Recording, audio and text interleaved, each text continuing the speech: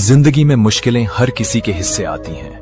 कुछ लोग उनसे टूट जाते हैं और कुछ लोग उनसे बन जाते हैं। अगर दर्द को सहने की हिम्मत रखोगे तो वही दर्द तुम्हें सफलता की ऊंचाई तक पहुंचा देगा।